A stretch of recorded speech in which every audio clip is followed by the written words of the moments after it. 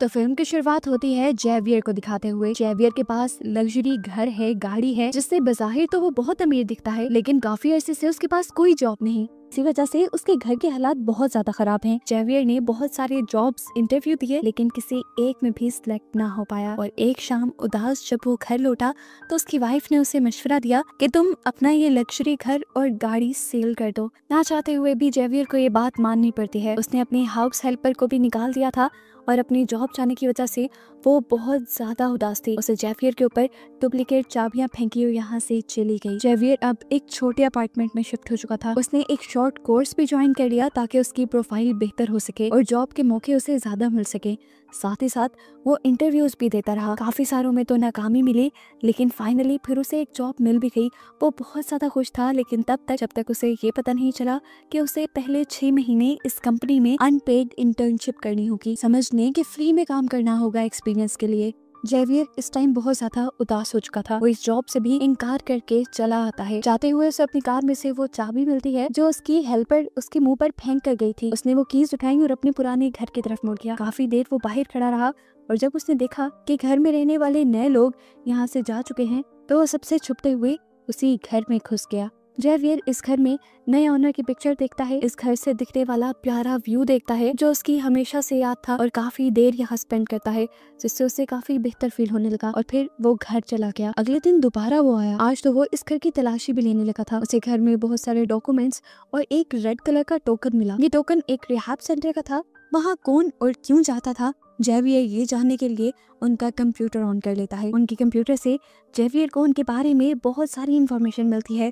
जैसा कि 1 साल पहले इस फैमिली का एक्सीडेंट हुआ था क्योंकि इस घर का ओनर ड्रंक था, इसीलिए 1 साल के लिए उसका ड्राइविंग लाइसेंस भी कैंसिल कर दिया गया था। यहाँ पर उसे ऑनर के पूरे दिन का शेड्यूल भी पता चल जाता है और जेवियर ये भी जान जाता है कि नया ऑनर अगले दिन 3 बजे अपने रिहैब जाने वाला था। अगले दिन जेवियर भी उस रिहैब सेंटर पहुंच जाता है जहां सब लोग नशे की लत छोड़ने के लिए जाते हैं। यहाँ पर वो ऑनर भी आया हुआ था। जेवियर को यहाँ पहली मर्तबा देखकर उससे भी यहाँ के लोग सवाल करने लगे, तो जेवियर ने अपनी कहानी बनाना शुरू की। उसने बताया कि वो अल्कोहलिक है, यानी बहुत ज्यादा शराब पीता है, जिसकी वजह से उसकी वाइफ और बेटी यानी उसकी फैमिली भी उससे काफी दूर हो गई है। उसकी कहानी बहुत ज्यादा उसके घर के नए ऑनर से मैच कर रही थी, इसलिए फौरन उसने जेवियर को नोटिस करना शुरू कर दिया और यही तो असल में जेवियर का प्लान था। जल्द ही इन दोनों में बातचीत होकर अच्छी दोस्ती बन जाती है। इस लड़के का नाम हमें टॉमस पता चलता है। अगले दिन जेवियर दोबारा टॉमस के घर जाता है, उसका कंप्यूटर ऑन करता है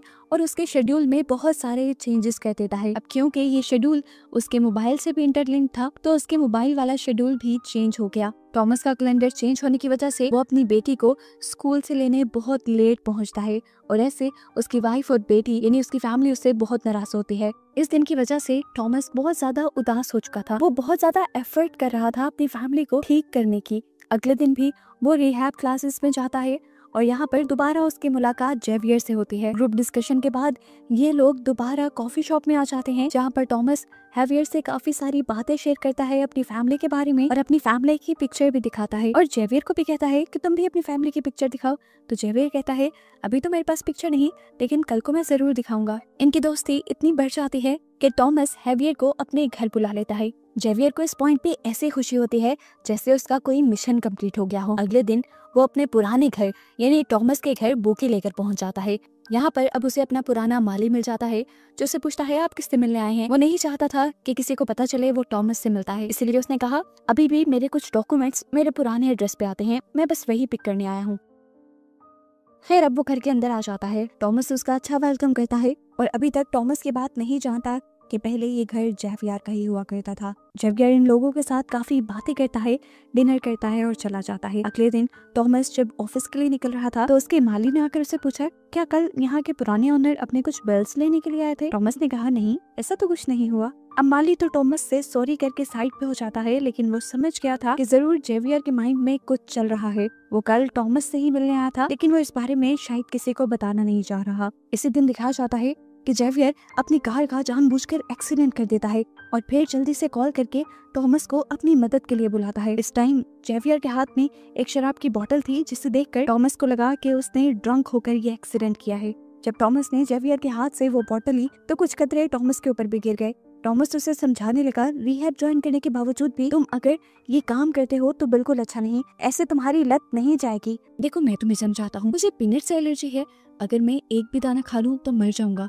तुम भी ड्रिंक करने को ऐसा ही समझो, अगर तुमने ड्रिंक किया तो तुम मर जाओगे। जेवियर उससे कहता है, मैं ड्रिंक करना नहीं चाहता था, लेकिन कल जब मैं तुम्हारे घर आया तो मैंने देखा तुम अपनी जिंदगी कितने अच्छे से मेंटेन करते हो, तुम्हारी फैमिली है, तुम एक कंपनी के वाइस प्रेसिडेंट भी हो, लेकिन मैं ना मेरे पास जॉब है और ना ही मेरी फैमिली मेरे सपोर्ट में है। मैं अपने दुख को काबू नहीं कर सका, इसलिए मैंने ड्रिंक की। टॉमस कहता है, ऐसा कुछ नहीं जैसा तुम्हें नजर आ रहा है, मैंने भी सब चीजों को बैलेंस करने में बहुत मेहनत की है, और वो कंपनी जहाँ मैं वाइस प्रेसिडेंट हूँ वो असल में मेरी नहीं है, मेरे फादर इन लॉ की है। जेवियर उसकी सारी बात सुनकर उससे कहता है, अच्छा मुझे कुछ देर के लिए तुम्हारा फोन चाहिए, मेरा फोन डेड है और मुझे कार टो करने के लिए किसी को बुलाना है यहाँ। टॉमस उसे फोन दे देता है, लेकिन कॉल करने से पहले वो अपने आप को एक मेल भी करता है। उसने ऐसा क्यों किया ये आगे रिवील होगा। इस सब में उसने टॉमस से प्रॉमिस भी ले लिया था कि तुम घर जाकर अपनी वाइफ को इस बारे में कुछ ना बताना, वो पता नहीं मेरे बारे में क्या सोचेंगी। टॉमस ने उसकी ये भी बात मान ली। अब वो जब घर गया तो उसकी वाइफ को उसके कपड़ों से अल्कोहल की स्मेल आ गई। वो भड़क गई, उसे लगा कि टॉमस सीरियस नहीं है उनकी फैमिली को लेकर। वो दोबारा अपनी उन्हीं हरकतों पर उतर आया है जिसकी वजह से उसकी फैमिली एक बहुत बड़े मसले में आ चुकी थी पहले भी। और यहाँ पर टॉमस को अपनी वाइफ को बताना पड़ता है कि ड्रिंक मैंने नहीं किया था बल्कि जेवियर ने किया था, मैंने बस उसकी मदद की। सिंकट होकर हमें जेवियर को दिखाया जाता है, जिसे उस टाइम उसकी माली की कॉल आती है और वो कहता है, मैं ये बात जान गया हूँ कि तुम अपने घर टॉमस से मिलने आए थे, कोई बिल्स लेने नहीं। अगर तुम चाहते हो कि ये बात मैं छुपा कर रखूं तो कल आकर मुझसे मिल लेना। मजबूरन जेवियर को उससे मिलना पड़ा। माली ने उसे कहा, मैं जानता हूँ टॉमस को लेकर तुम्हारे इरादे अच्छे नहीं, अगर तुम चाहते हो कि मैं तुम्हारे बारे में पुलिस को ना बताऊं तो तुम मेरे लिए भी काम करो, तुम टॉमस की बेटी के कपड़े मुझे ला कर देना। ये सुनकर जेवियर को बहुत गुस्सा आया कि कितना नीच आदमी था ये, लेकिन अभी उसे अपना प्लान भी खराब नहीं करना था, इसलिए वो मान गया। मजबूरी में जेवियर माली के काम से टॉमस के घर जाता है उस वक्त जब उसके घर पे कोई नहीं होता। अभी उसने अपना काम मुकम्मल नहीं किया था कि टॉमस की वाइफ घर वापस आ गई। वो बुरी तरह घबरा गया। मजे की बात कि टॉमस की वाइफ इस टाइम जेवियर को ही कॉल करने वाली थी, उसे कुछ कहना चाहती थी वो। उसने जैसे ही कॉल मिलाई तो यहाँ पर जेवियर का फोन बज गया, जिसकी आवाज उसने सुनी भी, लेकिन फिर अपने दिल का वहम समझकर वो अपना काम करके यहाँ से चली गई और फाइनली जेवियर बच गया। थोड़ी देर बाद हम देखते हैं कि जेवियर और टॉमस की वाइफ दोनों एक रेस्टोरेंट में मिले हैं, जहाँ पर टॉमस की वाइफ उससे कहती है कि मैं नहीं चाहती तुम टॉमस से मिलो, मैं नहीं चाहती कि पहले की तरह हम किसी बहुत बड़ी मुसीबत में आए। पहले भी उसकी अल्कोहल वाली आदत की वजह से हमारा बहुत बुरा एक्सीडेंट हुआ, उसमें तो हमारी जान बच गई, लेकिन अब मैं नहीं चाहती कि तुम्हारे साथ रहकर टॉमस को दोबारा अल्कोहल की आदत हो। यहाँ पर जेवियर उसके साथ भी खेल खेल जाता है और बताता है कि ड्रिंक मैंने नहीं की थी बल्कि खुद टॉमस ने की थी। वो उसे टॉमस का एक मेल भी दिखाता है जिसमें लिखा था, जल्दी से यहाँ आओ, मैं मुसीबत में फंस गया हूँ। ये असल में वही मेल है जो जेवियर ने टॉमस का फोन लेके अपने फोन पे उसी टाइम कर ली थी, यानी ये सारा प्लान उसने पहले से ही सोच रखा था। अब घर पे हम देखते हैं कि टॉमस की वाइफ और टॉमस के दरमियान में बहुत बुरी लड़ाई हो जाती है इस मिसअंडरस्टैंडिंग की वजह से। जेवियर के घर पे उसे एक पार्सल रिसीव होता है जिसमें हम देखते हैं कि पेपर स्प्रे और पीनट स्प्रे था। वो बड़ी ही चालाकी से पीनट स्प्रे को पेपर स्प्रे के अंदर इंजेक्ट कर देता है और बाकी बचे हुए सामान को फेंक देता है। जेवियर जिस टाइम ये सब कुछ कर रहा था वो ये नहीं जानता था कि उसकी वाइफ उस पर नजर रखे हुए है। वो अब ये लेकर टॉमस की वाइफ के पास जाना चाहता था, लेकिन उसे शक हो गया कि उसकी वाइफ उसका पीछा करने लगी है, इसीलिए वो अपने कोर्स सेंटर चला गया। जेवियर की वाइफ ने जब उसे क्लास में बैठा देखा तो वो रिलैक्स होकर यहाँ से चली गई। इसके बाद जेवियर गार्डनर से मिलने के लिए आता है। वो उसे टॉमस की बेटी के कपड़े दे देता है, लेकिन अब उसकी डिमांड और ज्यादा बढ़ गई थी। वो जेवियर से कहता है, तुम अब ये कैमरा टॉमस की बेटी के कमरे में लगा देना। जेवियर को लगा कि ये उसके लिए अब खतरा बनता जा रहा है, इसलिए बड़ी ही जहानत से उसने माली को कुछ इस तरह से मारा कि हर किसी को उस माली की मौत एक हादसा लगी और जेवियर बिल्कुल नहीं फंसा। इसके बाद वो जाता है टॉमस के ऑफिस। वो टॉमस से मिलना चाह रहा था, लेकिन टॉमस को तो बहुत ज्यादा गुस्सा था क्योंकि पिछले ही दिन टॉमस की वाइफ से जेवियर ने झूठ जो बोल दिया था, जिसकी वजह से उन दोनों के दरमियान में मिसअंडरस्टैंडिंग भी हो गई थी। इसी गुस्से में टॉमस जेवियर को इतना मारता है कि उसके मुंह और नाक से खून निकलने लग जाता है। ऐसी ही हालत में जेवियर बैंडेज कराने नहीं जाता बल्कि जाता है टॉमस की वाइफ के पास और उसे कहता है, देखो तुम्हारे हस्बैंड ने मेरा क्या हाल किया। एक और झूठ वो बोलता है कि टॉमस ने हम दोनों को रेस्टोरेंट में बैठे हुए देख लिया था और अब उसे लग रहा है कि हम दोनों का अफेयर चल रहा है। वो टॉमस की वाइफ से कहता है, मुझे लगता है कि टॉमस की अल्कोहल वाली आदत अब और ज्यादा बढ़ती जा रही है।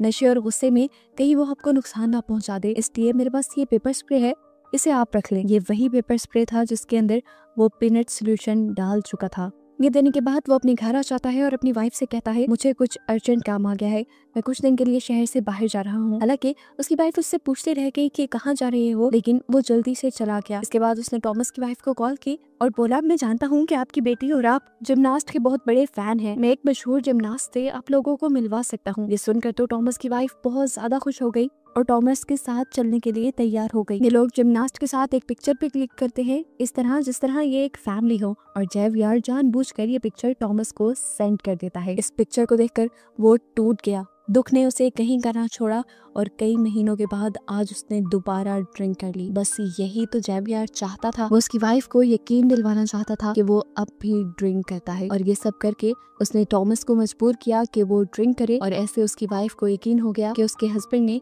कभी ड्रिंक करना छोड़ा ही नहीं, बल्कि वो तो उसे बेवकूफ बना रहा था। इससे पहले कि टॉमस की वाइफ कुछ रिएक्ट करती, टॉमस ही गुस्सा करने लग गया क्योंकि उसने इन दोनों को जेवियर के साथ आते देख लिया था। वो तो अपनी वाइफ को पीटने पे उतर आया।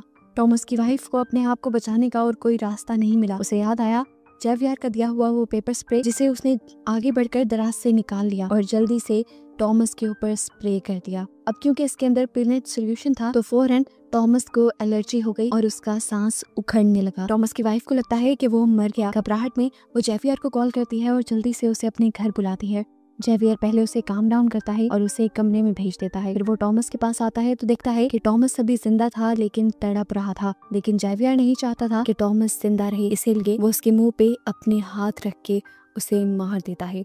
वो पहले से ही ग्लव्स पहने हुए था, मतलब वो टॉमस को मारने के ही इरादे से आया था, और फिर टॉमस आखिर मर जाता है। अब सीन यहीं से कट होकर हमें कई माह बाद का सीन दिखाया जाता है। हमें पता चलता है कि जिस कंपनी का वाइस प्रेसिडेंट पहले टॉमस था, अब उसी कंपनी में वही पोस्ट जेवियर ले चुका है, क्योंकि उसने टॉमस की वाइफ से शादी कर ली थी। टॉमस को मारकर उसने टॉमस की जगह, घर, सब कुछ ले लिया, यहाँ तक कि उसकी फैमिली भी, और अपनी लाइफ सेट कर ली। हम देखते हैं कि यहाँ पर जेवियर से उसकी वाइफ मिलने के लिए आती है, जिसे अब वो डाइवोर्स दे चुका था। वो उसे कहती है मैं जानती हूँ कि टॉमस को तुमने ही मारा है, क्योंकि तुमने पेपर स्प्रे में जब वो पीनट सोल्यूशन मिलाया था तो मैंने तुम्हें देख लिया था। मैं चाहूँ तो अभी भी जाकर पुलिस को ये बयान दे सकती हूँ। उसकी ब्लैकमेलिंग में जेवियर नहीं आता और उससे कहता है तुम जो चाहो कर लो, अगर तुम चाहती हो अपने बेटे का ब्राइट फ्यूचर तो तुम ऐसा नहीं करोगी, क्योंकि मैं तुम्हें पैसा देना बंद कर दूंगा, और अगर इस सब के बावजूद तुम अपना शौक पूरा करना चाहो तो कर लो। अब मुझे कोई डर नहीं, मेरे पास बहुत पैसा है, मैं कोई भी बड़े से बड़ा लॉयर करके ये केस जीत जाऊंगा और तुम्हारे हाथ कुछ नहीं आएगा। इसके बाद जेवियर की एक्स वाइफ वहाँ से चली जाती है और जेवियर अब अपने पुराने घर आता है, जिसे वो पहले बेच चुका था, लेकिन ये घर अब दोबारा उसी का हो चुका था। वहाँ वो टॉमस की वाइफ और बेटी को प्यार करता है, जो कि अब उसकी वाइफ और बेटी है। जेवियर इन दोनों के साथ खुश है, उसकी लाइफ अब सेट है, और बस यही दिखाते हुए ये मूवी यहाँ खत्म हो जाती है।